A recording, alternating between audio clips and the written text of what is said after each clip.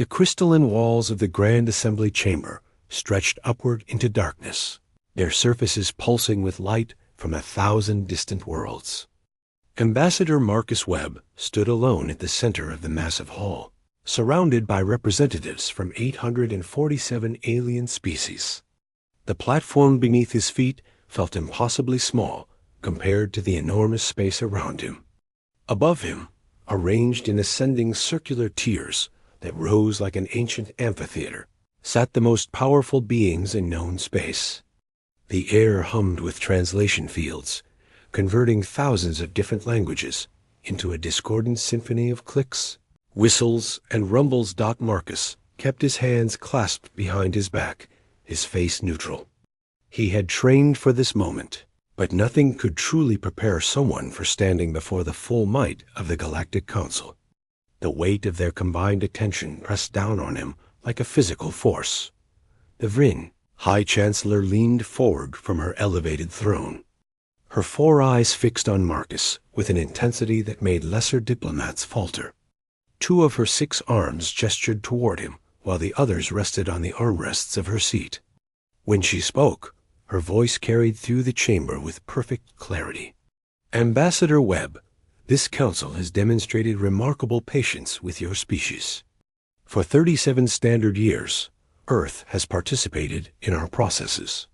17 major peace negotiations, 42 trade disputes, 9 territorial conferences. In all this time, humanity has sent diplomats, scientists, economists, and cultural experts. But not once has Earth sent a single military representative to any gathering. Not one soldier. Not one officer. Not one military advisor. Marcus felt the shift in the chamber's atmosphere. This was not a casual inquiry. The council had been building toward this confrontation for months. This is unprecedented, the Chancellor continued. Her voice carried an edge now. The Krell bring their war masters to every negotiation. The Thyan arrive with their battle sages. Even the peaceful Melok include their defense coordinators in their delegations. Every species recognizes that military strength and diplomatic strength are 2 sides of the same coin. But Earth treats its military as if it does not exist. A massive figure rose from one of the lower tiers. The Borgeth representative's crystalline body refracted the chamber's light into sharp reds and oranges, colors that signaled aggression in Borgeth culture. When it spoke, its voice resonated like struck glass. We begin to wonder, Ambassador, if Earth even possesses a military worth mentioning. Perhaps humanity hides weakness behind clever words and favorable trade agreements. Perhaps Earth seeks to benefit from our protection while contributing nothing to galactic security. The chamber erupted with agreement. Marcus tracked the species joining the criticism. The Krell, predictably, their entire culture built around martial prowess. The Thyan, whose warrior monks had fought in conflicts spanning millennia. The Zellan Confederacy, whose fleet strength rivaled any 3 other species combined. Even representatives from peaceful species nodded along, their curiosity evident in their body language. Marcus waited for the noise to subside. He had learned that sometimes silence spoke louder than words. When he finally responded, his voice was calm and measured.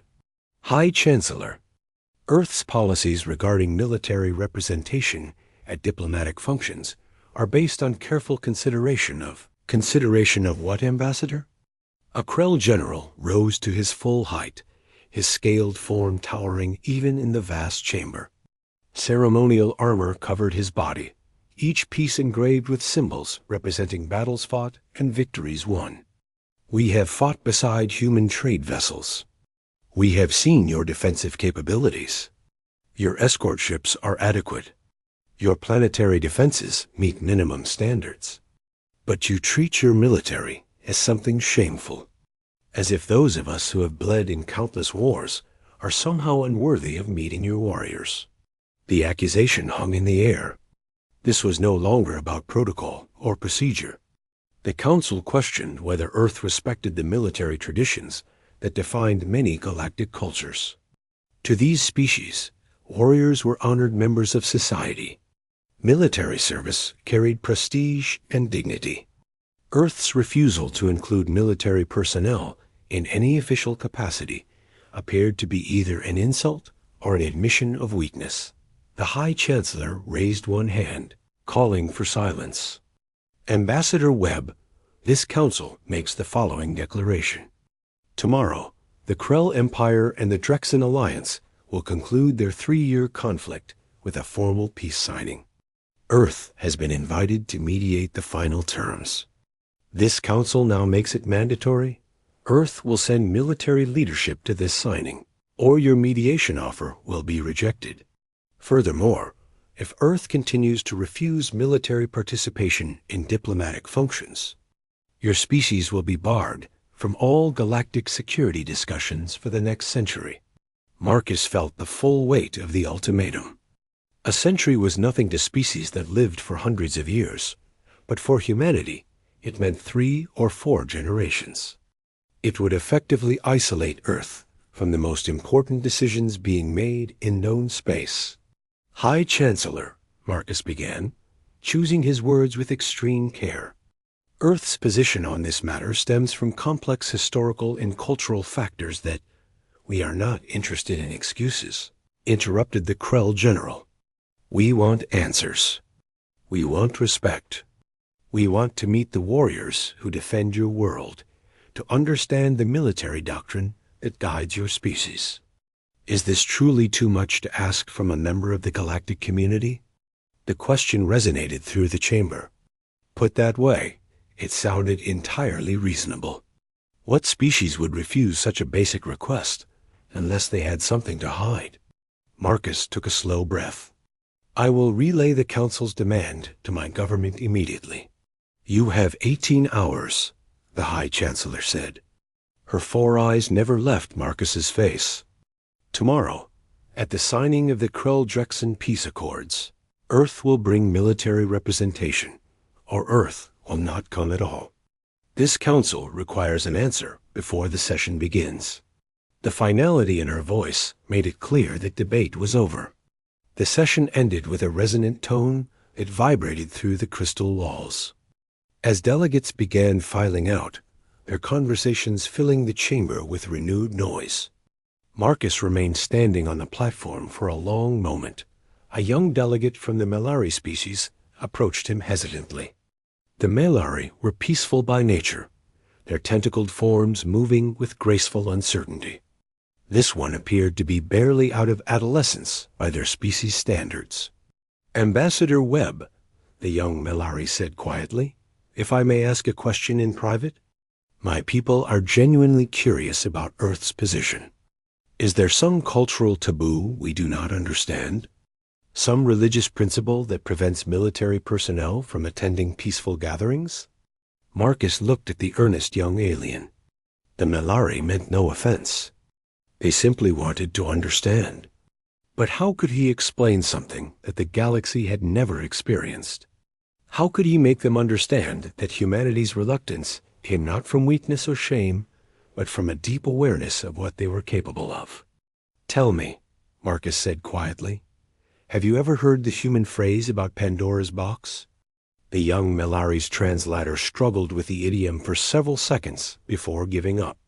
I do not understand this reference, Ambassador. Marcus managed a tired smile. I know. That is exactly the problem we face. He turned and walked toward the exit, leaving the confused young delegate behind.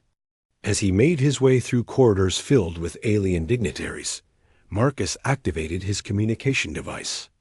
The holographic interface flickered to life, showing the seal of the United Earth Government. This is Ambassador Webb requesting emergency session with the World Council. Priority Alpha. We have 18 hours to make a decision that will define humanity's place in the galaxy for the next century. The response came immediately. Confirmed, Ambassador. Session convening in 30 minutes. Marcus continued walking, his mind already racing through arguments and counter-arguments. Somewhere behind him, in that enormous chamber, 847 species waited for Earth's answer. They wanted to see humanity's military. They demanded it as proof of respect, as evidence of strength, as simple diplomatic courtesy. They had no idea what they were asking for. And that, Marcus reflected grimly, was the entire problem. How do you explain to species who fought wars with honor and restraint that humanity had spent 10,000 years perfecting the art of total warfare? How do you tell civilizations built on military tradition that Earth's soldiers were trained in tactics that would horrify them? The galaxy was about to find out. One way or another, in 18 hours, everything would change. The neutral station Gamma 7 floated in the darkness between star systems, a monument to diplomatic achievement built by 17 species working together. Its architecture blended styles from across known space, creating something that belonged to everyone and no one. Today, it hosted the most important peace signing in a generation. The Krell Empire and the Drexen Alliance, enemies for 3 brutal years, would finally end their conflict. Ships from hundreds of worlds crowded the space around the station. Delegations from every major power had come to witness the historic moment. News drones transmitted the events across the galaxy in real time. This W. As not just a peace treaty, it was a statement about civilization's ability to choose reconciliation over continued bloodshed. Ambassador Marcus Webb arrived precisely on schedule. His delegation consisted of the usual mix of diplomats, economists, and cultural liaisons. But today, one additional person walked beside him. Colonel Rita Hayes wore a simple dress uniform, dark blue with minimal decorations. No medals covered her chest. No weapons hung from her belt. She looked almost disappointingly ordinary, a middle-aged woman with sharp eyes and an unreadable expression. The Krell general, Vrock, waited at the docking port to greet the arriving delegations personally. He stood 3 meters tall, his ceremonial armor polished to a mirror shine. Scars crisscrossed his scales, each one representing a battle survived. When he saw Marcus and his delegation, his eyes immediately fixed on Colonel Hayes. "Ambassador Webb," Vrock said, his voice a deep rumble. "I am pleased that Earth reconsidered its position." He turned to Hayes, studying her with obvious curiosity. "I am General Vrock of the Krell Imperial Guard. I have fought in 300 campaigns across 40 star systems. I have led armies numbering in the millions. I have personally commanded the defense of 6 worlds against overwhelming odds." He paused, clearly expecting a similar recitation. The other military representatives who had arrived earlier had spent considerable time sharing their accomplishments, establishing their credentials through proud declarations of service. Colonel Hayes simply nodded. "I have read about your campaigns, General Vrock. Your tactical adaptation during the Outer Rim conflicts demonstrated exceptional strategic thinking." Vrock's expression shifted slightly.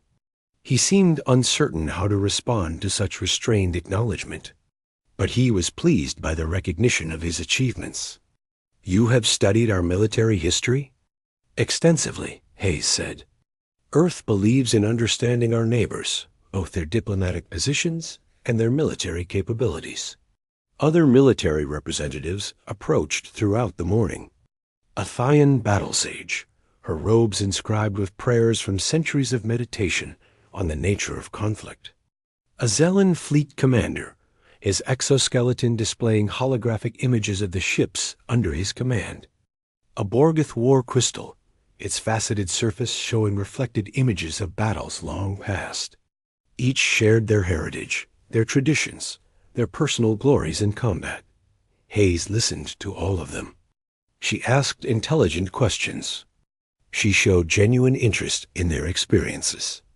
But she never spoke about her own service record.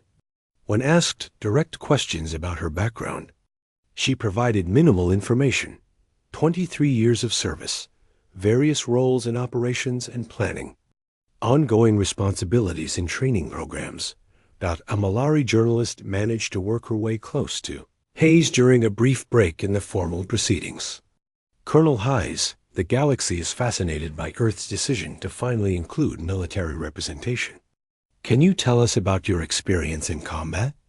What campaigns have you participated in? Hayes glanced at Marcus, who gave an almost imperceptible nod. I have been involved in peacekeeping operations, strategic planning, and various training programs throughout my career. But actual combat? The journalist pressed. Have you fought in wars? I did not say I had not, Hayes replied carefully. I said I had been involved in operations. The details of those operations remain classified. Even now, when the galaxy wants to understand human military service? Hayes's expression remained neutral. Some things are not mine to share, even for the sake of diplomatic curiosity. The journalist seemed frustrated, but recognized she would get nothing more. As she moved away, Marcus spoke quietly to Hayes. They expected someone more, ... boastful. I know, Hayes said. Their warriors are honored storytellers. Ours are trained in silence. The main ceremony began in the station's grand hall. Hundreds of delegates filled the space, representing the full diversity of galactic civilization. At the center, leaders from the Krell Empire and Drexen Alliance prepared to sign the treaty that would end their conflict. Cameras captured every moment. Historians recorded every word. This was peace made visible for an entire galaxy to witness. The ceremony proceeded smoothly through the formal declarations and ceremonial exchanges. Representatives from neutral species spoke about the value of peace and the courage required to choose reconciliation. Marcus Webb prepared to add Earth's endorsement of the agreement. When alarms suddenly screamed through the station, the hall's main entrance exploded inward. Armored figures rushed through the smoke, weapons firing.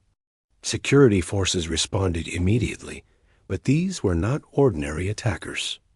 They moved with military precision, clearly trained and well-equipped. Within seconds, it became obvious these were Drexen extremists, militants who rejected the peace their government had chosen.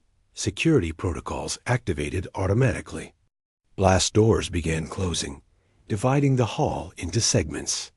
Force fields flickered to life, creating barriers between the attackers and the main gathering of delegates.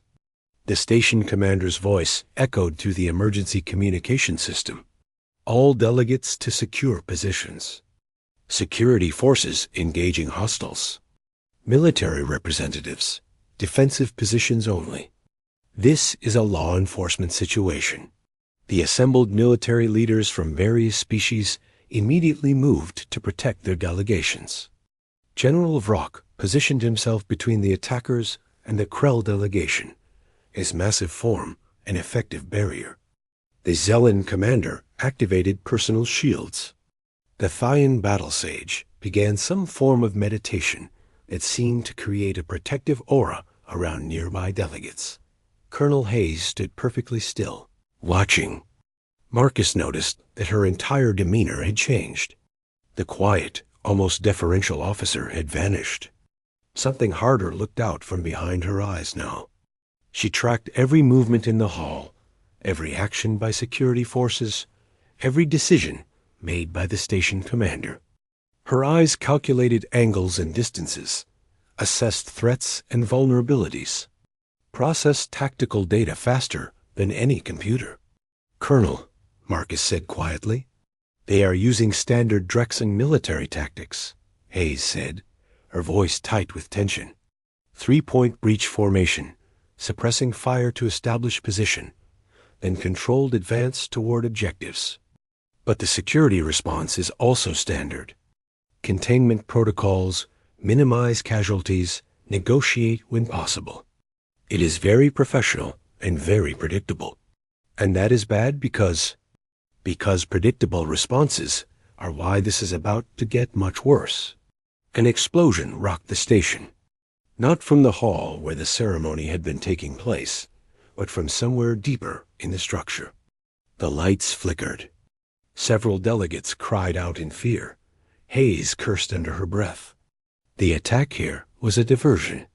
The real assault force just breached the diplomatic wing. They are heading for the secure rooms where the Krell and Drexen leadership are being held. How do you know that? Marcus demanded. Because it is what I would do if I wanted to destroy the peace process. Kill the leaders, blame the other side, restart the war. And the security forces just sent most of their personnel to contain the diversion in the main hall. The station commander's voice returned, now edged with panic.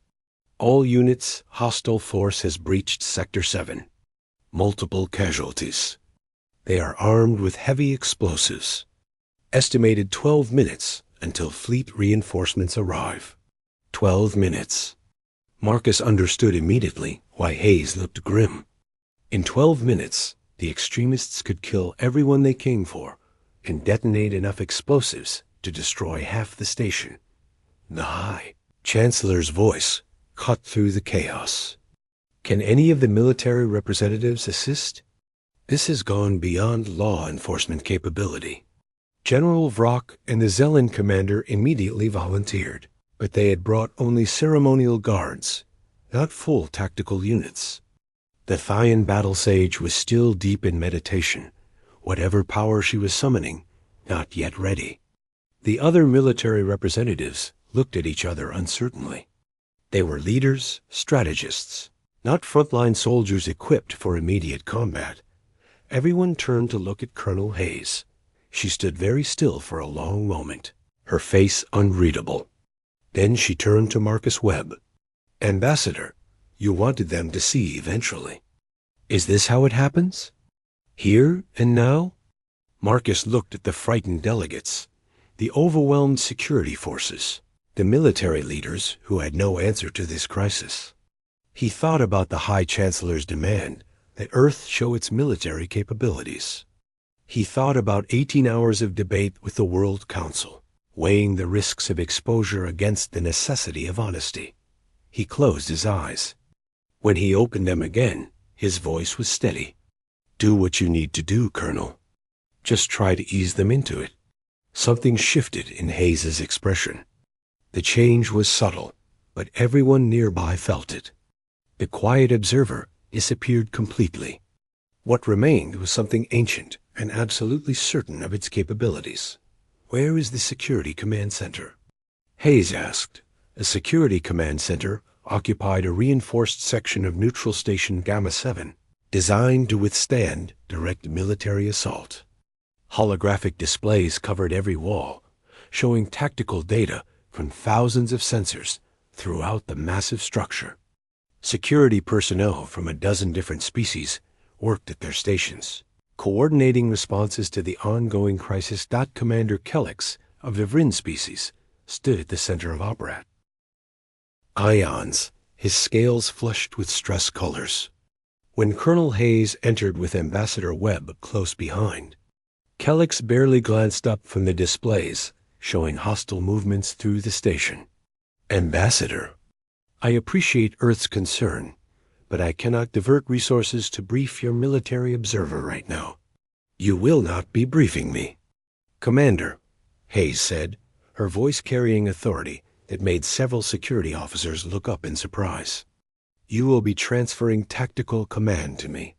Kellex's 4 eyes widened. That is absolutely out of the question. No offense to Earth, but we do not know your procedures, your training, or your capabilities. I cannot hand control of this situation to someone I have never worked with. Hayes moved to the central display. How many hostiles? 23 confirmed, possibly more. Weapons? Standard plasma rifles, personal energy shields, and at least 2 are carrying heavy explosives with dead man triggers. Civilian locations? Kellex pulled up a station schematic, highlighting areas in red where non-combatants had taken shelter. Hayes studied the display for exactly 4 seconds. Then she began issuing orders with a speed and precision that left the alien security officers stunned. Close blast doors here, here, and here. Create a corridor. They will follow it because it appears to offer access to their targets while actually funneling them exactly where we want them. Vent atmosphere in sectors 12 and 14. They will detect it and avoid those areas. Reroute them toward the conference hall exterior, where sight lines are clear and there is no cover within 40 meters in any direction. But that is where our security forces are currently positioned, Kellex protested. You want me to pull them back? Immediately.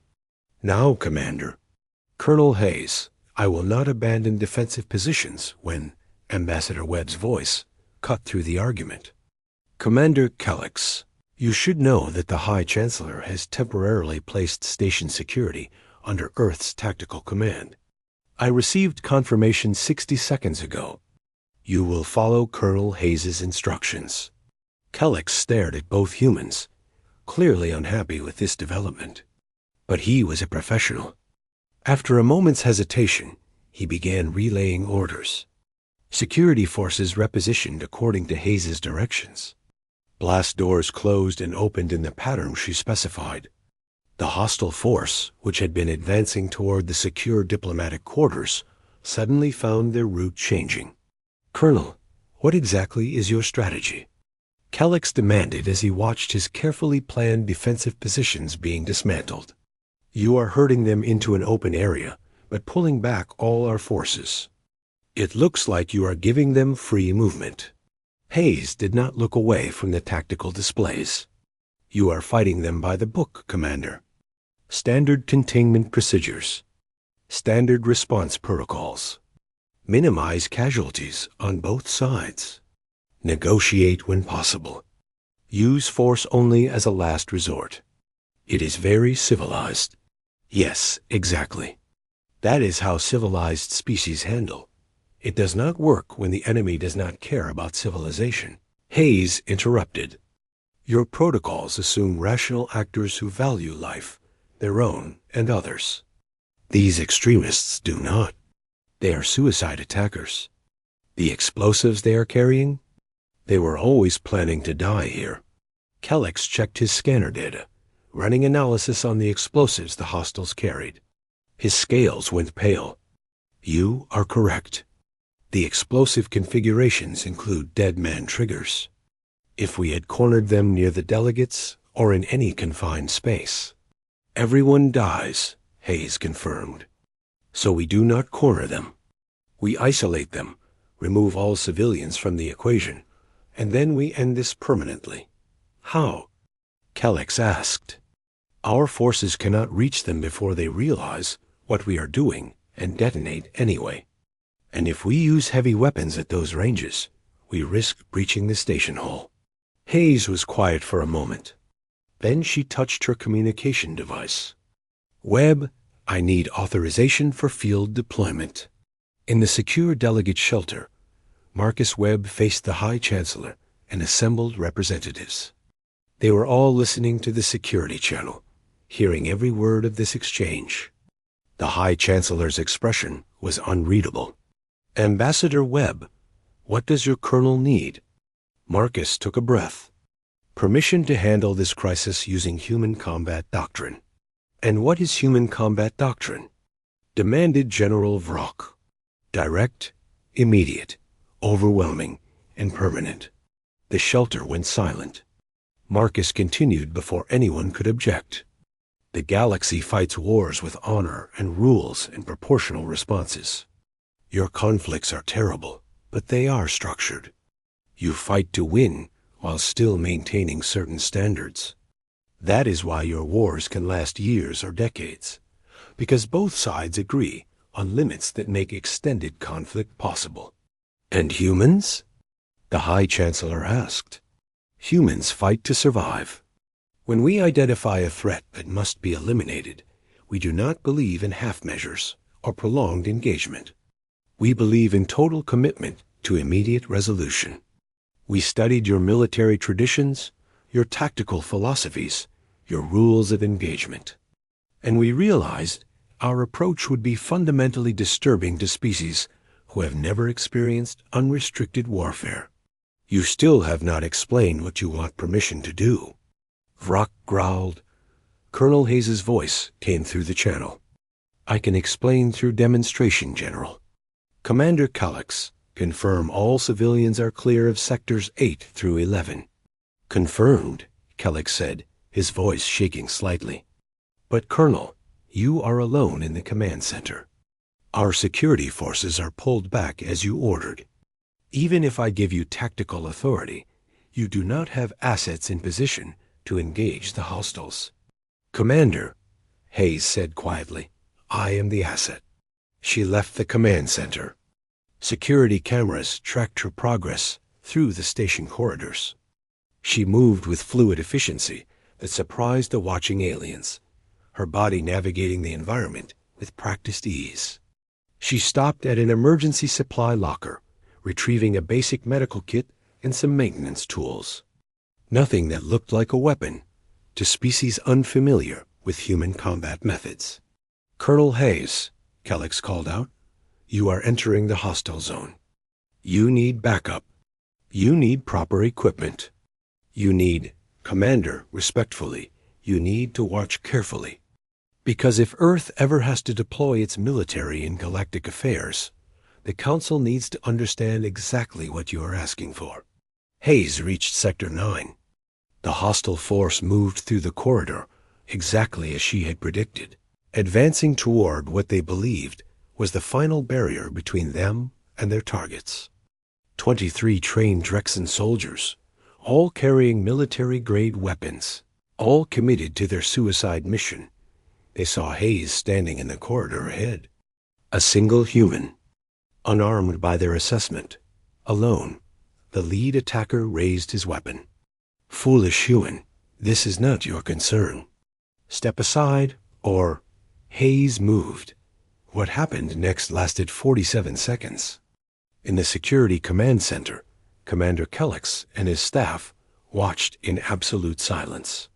In the delegate shelter, military leaders from across the galaxy leaned closer to their displays. Unable to process what their eyes were showing them, Hayes moved through the hostile force like water flowing around stones. Every motion was precise, calculated, devastatingly effective. She used their weapons against them, their positions against each other, their training against their tactical assumptions. She exploited vulnerabilities in their armor that they did not know existed. She struck with techniques that caused temporary paralysis, unconsciousness, disorientation, all without causing permanent injury. It was not fighting as the galaxy understood fighting. There was no honor in it, no ritual, no dramatic confrontation.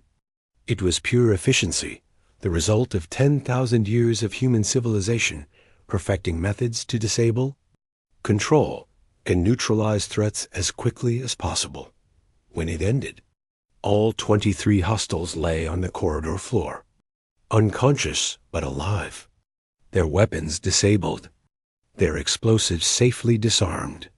And Hayes stood among them, breathing only slightly harder than when she started, methodically checking each attacker to ensure they posed no further threat. In the delegate shelter, no one spoke. The silence stretched until it became painful. Finally, General Vrock found his voice. What was that? Colonel Hayes's voice came through the channel, steady and calm. That was one soldier, General. One human, operating under peacetime rules of engagement designed for diplomatic situations, following protocols that prioritize prisoner capture over elimination. The High Chancellor's voice was barely a whisper. And in wartime? Hayes did not answer immediately. When she did, her words echoed through every speaker in the shelter. You really do not want to know, High Chancellor. You really, truly do not want to know. 2 hours after the crisis ended, the Galactic Council convened an emergency session. The peace treaty between the Krell and Drexen had been signed despite the attack. The extremists were in custody, but everything else had changed. Colonel Rita Hayes sat at the center of the Grand Assembly Chamber, no longer an observer, but the focus of intense scrutiny from 847 species. The High Chancellor spoke first. Colonel Hayes, this council requires an explanation. What we witness through security footage defies our understanding of what is biologically possible without technological enhancement. The speed, the precision, the ability to predict opponent movements before they occurred. Some representatives suggest genetic modification or perhaps cybernetic augmentation. Hayes shook her head. Nothing like that, High Chancellor. What you saw was the result of training. Standard human military training. Impossible, declared the Zelman fleet commander. Our warriors trained from childhood. We have martial disciplines passed down through 10,000 generations. What you demonstrated exceeds anything we have achieved. That is because your martial disciplines were developed for honorable combat, Hayes said quietly. Ours were developed for survival against other humans who were trying to kill us using every method they could imagine. The chamber fell silent. Ambassador Marcus Webb stood. High Chancellor, with your permission, the Council deserves full context. You demanded to see Earth's military. You questioned why we kept that part of our civilization separate from our diplomatic efforts. Now you have seen a glimpse. Perhaps it is time you understood why we were so reluctant. The High Chancellor gestured for him to continue. Marcus activated a holographic display showing comparative data. The galaxy has known warfare for millions of years across thousands of species. We have studied your conflicts extensively. The HFY War lasted 96 years with approximately 4 million military casualties. The Zellan expansion wars lasted 2 centuries with roughly 12 million casualties. The Great Ring Rebellion cost 8 million lives over 50 years. He paused to let the numbers register. These are terrible losses. Tragic, but they occurred over decades or centuries, involved multiple star systems, and engaged hundreds of millions of combatants. Your casualty rates, despite the enormous scope of your conflicts, reflect combat doctrines built around concepts like honor, proportionality, and restraint. The display shifted to show Earth's history. Humanity reached industrial technology approximately 300 years ago. In just 30 years during what we call the 20th century, humans killed approximately 90 million of their own species. The numbers appeared in galactic standard notation. The chamber erupted in disbelief and denial. Several representatives stood shouting that such figures were impossible, that they had to be translation errors or data corruption. That would require total industrial mobilization, the Borgeth representative said. That would require deliberate targeting of civilian populations. That would require all of those things, Marcus interrupted. And worse. We call it total war. Complete commitment of national resources to destroying the enemy. No rules, no restrictions. No concept of acceptable limits. Just survival. Colonel Hayes took over. My species evolved on a world with limited resources and no other intelligent competition. We spent 10 millennia fighting each other over water, land, food, ideology, religion, and resources we did not even need, but refused to let others have. We developed tactics designed not to defeat enemies, but to erase them from existence. We created weapons that could end our entire civilization. And we used them. She brought up carefully edited images from human history. The alien representatives watched in growing horror as human conflicts played out on the display. Weapons that killed thousands in seconds. Strategies that deliberately targeted civilian populations. Tactics that prioritized enemy destruction over any other consideration. This is standard human military history, Hayes continued. Every soldier learns it. Every officer studies it. We have documented over 15,000 distinct military conflicts in our recorded history alone. We developed over 300 unique martial arts, dozens of completely different military philosophies, combat doctrines for every possible terrain, environment, and enemy type. General Vrock spoke, his voice shaking. But why? Why would a species do this to itself? Because we could, Hayes said simply. Because we are adaptable, creative, and exceptionally skilled at solving problems. And for most of our history, we saw each other as problems to be solved. The Thine battle sage leaned forward. You speak in past tense. Does this mean humanity has evolved beyond such violence? Hayes and Marcus exchanged a glance. Marcus answered carefully. No, we have learned to control it, to direct it, to focus it elsewhere. When we reached the stars and discovered we were not alone, we made a choice. We could continue being what we had always been to each other, or we could become something different to the galaxy. You chose to hide your nature, the High Chancellor said. We chose to be careful, Marcus corrected. We observed how the galaxy functions. Your wars are terrible but predictable. They follow rules, traditions, expectations. You fight to establish dominance, to gain resources, to resolve disputes. But you stop. You negotiate. You make peace. Because fundamentally, your species understand that unrestricted warfare is unthinkable. It is not unthinkable to humans, Hayes added. It is our baseline, our default state. We have spent the last century teaching ourselves restraint, building institutions to control our impulses, creating systems to resolve conflicts without violence. It works. But the instincts, the training, the genetic memory of 10,000 years of unrestricted survival warfare, it is all still there. A young Milari delegate raised a tentacle. Colonel Hayes, you said you were operating under rules of engagement designed for diplomatic situations. What does that mean exactly? Hayes was quiet for a moment. It means I was under severe restrictions. No lethal force. Minimal injury to hostiles. Preserve enemy lives whenever possible. Take prisoners rather than eliminate threats permanently. Those are the rules humanity imposed on itself for scenarios involving galactic interaction. And without those restrictions? The delegate asked, their voice small. Hayes did not answer. The silence was answer enough. The High Chancellor asked the question that had been building since the crisis ended. Ambassador Webb, Colonel Hayes, if humanity deployed its military without these self-imposed restrictions, if you fought a war the human way, what would that look like?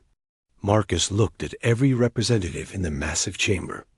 High Chancellor, in humanity's last major global conflict, we developed weapons that could destroy entire cities in seconds. We created strategic doctrines that planned for the complete extinction of our own species. We built systems designed to ensure that if we fell, we would take our enemies with us. A philosophy we called mutually assured destruction. And that was with technology from the 1940s. He paused. Since then, we have had 80 years of advancement. We have studied every species in the galaxy, analyzed your biology, learned your strengths and weaknesses. Not because we wanted to. Because survival demanded, we understand everything that could possibly threaten us. We know that Krell cannot function in high humidity environments above 43 degrees. We know the Zelen rely on pheromone-based coordination that can be disrupted with specific chemical interference. We know that Vrim biology is vulnerable to particular compounds that are harmless to other species. We know the Borgeth crystalline structure can be shattered by sonic resonance at precisely calibrated frequencies. The chamber was deathly silent now. Every species representative understood what they were hearing. Humanity had identified their weaknesses. All of them. We know these things because understanding threats kept humanity alive for 10,000 years, Marcus continued. And once we know something, we cannot unknow it. Once we identify a vulnerability, we automatically calculate how to exploit it. It is not malicious. It is instinct hardwired into our survival response. Colonel Hayes stood. That is why Earth does not bring its military to peace summits, High Chancellor. Because every soldier like me looks at gatherings like this and cannot help but see tactical considerations, defensive positions, vulnerability points. How many seconds to secure the chamber? What level of force would be required to neutralize every potential threat? We do not choose to think this way. We are trained to think this way because that training kept our species alive. And if we brought that mindset to peace negotiations, you would sense it, Marcus added. You would feel the threat assessment happening constantly. And you would be absolutely right to be uncomfortable. 3 days passed before the Galactic Council reconvened. Those 3 days had been filled with heated debate, emergency meetings, and passionate arguments about humanity's place in galactic civilization. Some species called for Earth's immediate isolation. Others argued that humanity's restraint, her choice of cooperation over aggression, demonstrated trustworthiness. The arguments echoed through every government, every fleet, every station in known space. Ambassador Marcus Webb and Colonel Rita Hayes waited in a simple room aboard the council station. Hayes wore civilian clothes now, looking like a scholar rather than the weapon the galaxy had witnessed.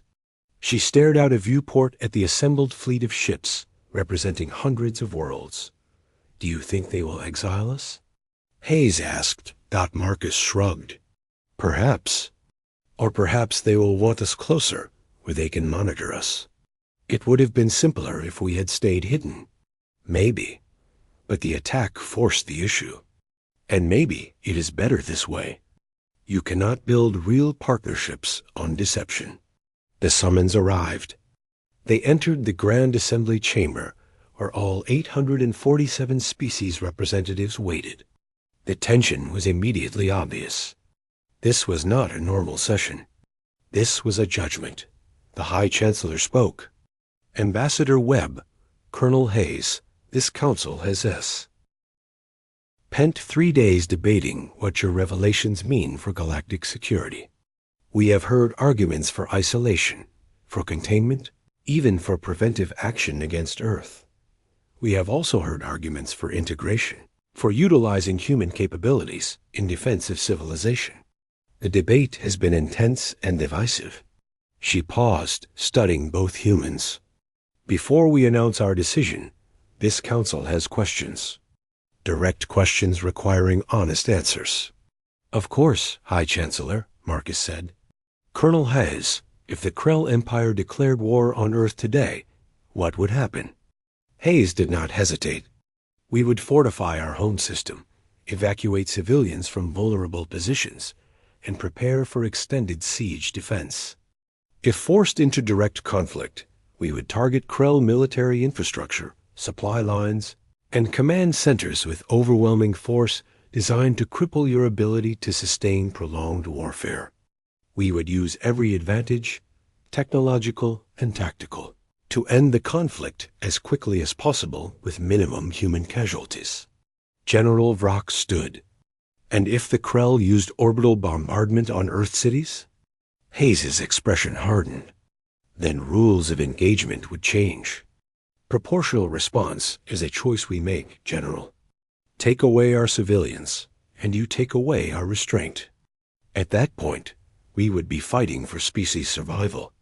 Humans fighting for survival do not stop until the threat is completely and permanently eliminated. You would seek to destroy the Krell Empire. Vrock said. We would seek to ensure the Krell could never threaten Earth again, Hayes corrected. Whether that means your regime changes, military occupation of your worlds, or complete dismantling of your war machine would depend on circumstances. But yes, General, if you escalated to that point, we would not stop at merely winning battles. We would eliminate your capacity to threaten us ever again. The chamber erupted. The High Chancellor called for order, her voice cutting through the noise.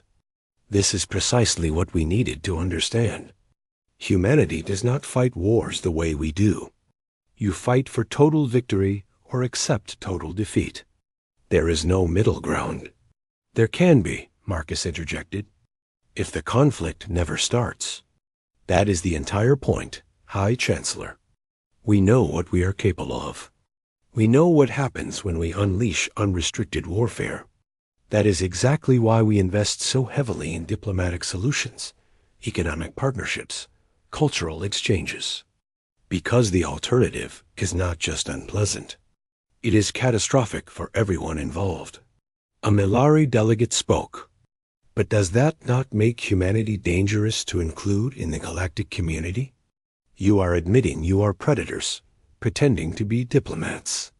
Hayes surprised everyone by smiling slightly. Every species in this chamber is dangerous, delegate. The Krell could conquer dozens of systems if fully mobilized. The Zelen fleets could blockade half the trade routes in known space. The Borgeth could crash the galactic economy and starve billions. Every species here has power. The question is not whether we are dangerous. The question is what we choose to do with that power. And what does humanity choose? The High Chancellor asked. Marcus stepped forward. We choose cooperation. We choose to be part of something larger than ourselves. We spent 10,000 years fighting each other, and it nearly destroyed us multiple times. When we reached the stars and found you, found civilization, we saw a chance to be different, better. Yes, we have military capabilities that frighten you. Yes, our doctrines and instincts differ fundamentally from yours. But in 37 years of galactic interaction, have we once acted aggressively? Have we seized territory, threatened neighbors, engaged in unprovoked conflict? No, the High Chancellor admitted. Your record has been exemplary, which makes this difficult. You have been model citizens while concealing the true extent of your capabilities. We were not hiding our nature, Hayes said.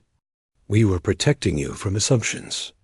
If we had explained human military capability 37 years ago, would you have welcomed us? Or would you have treated us as threats to be contained? The silence answered the question. The Thiong battle sage rose, his ancient form seeming to carry millennia of wisdom. Perhaps this council has asked wrong questions.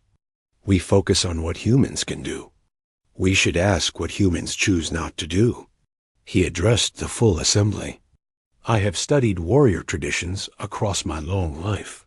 The greatest warriors are not those with most power, but those with most control.